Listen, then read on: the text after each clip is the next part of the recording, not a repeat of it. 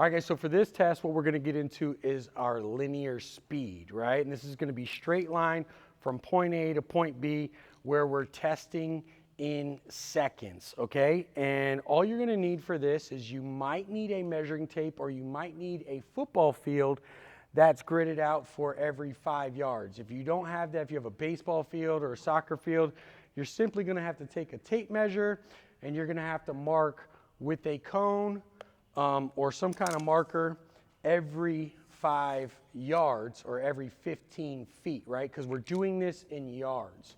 So first one that universally all athletes are going to perform is our 10-yard. And this is going to test out your initial burst or your acceleration, right? And depending on the actual sport that you play, there's a couple different starts that we're going to review. So I'll have Ian come over here real quick. You're going to see that we have a distinct line. You're going to be behind that line.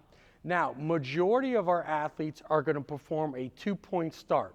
A 2-point start is where the athlete's going to put the toe right behind the line, line up. Your top half can be slightly over it. I want you in a positive forward lean, getting ready to sprint out, okay?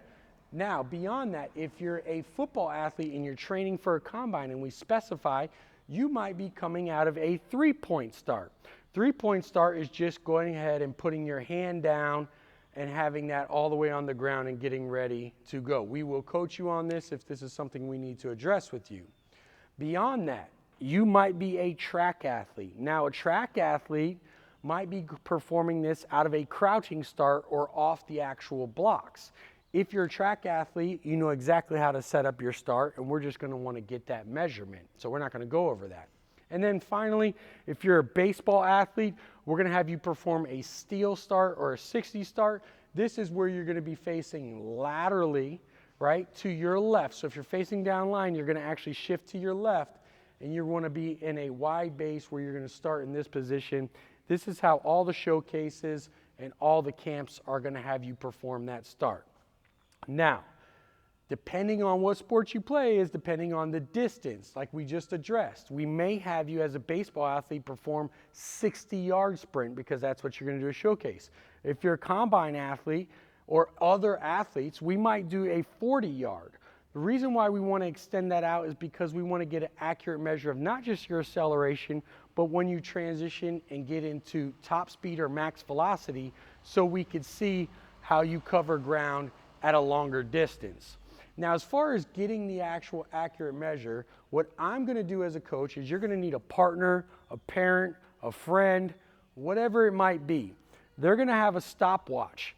You're going to go down and you're going to start on the line in the exact spot or the exact stance that we suggested that you get in. Like I said, if it's baseball, you'll get in a steel start. The person with the clock is going to stand exactly at the line, perpendicular to the line. And what you're going to cue is they're going to give that athlete a thumbs up, and essentially with that thumbs up, that athlete is then going to get set, and they're going to go at their own start. There's no command here. There's no go where you start the watch. That athlete will go, and the timer is going to start on the first motion forward from that athlete. So you want to be still.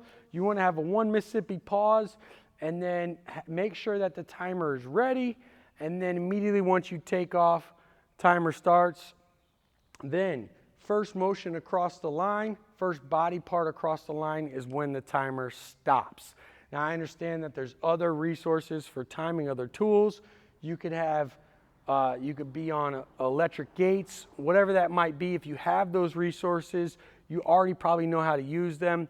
That's great. We're just trying to create a universal way so that we can get as accurate, reliable, and valid as we possibly can to get your speed measurement. So just showing down the line.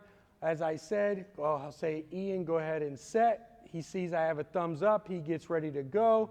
If he were to take off, boom, I'm going to start it right there, stop it right there, and then I have my time. Now, we're going to want to run this each test twice, and we're going to take our best number, right? Because obviously there could be human error here. You're going to take your best number, and you're going to go ahead and mark that on your sheet in seconds. All right, so I want it down to the 100th of the second in seconds. So there you have it, guys. That's your speed profiling. Make sure that you get that accurate for us, and go ahead and drop that in your assessment. See you in the next one.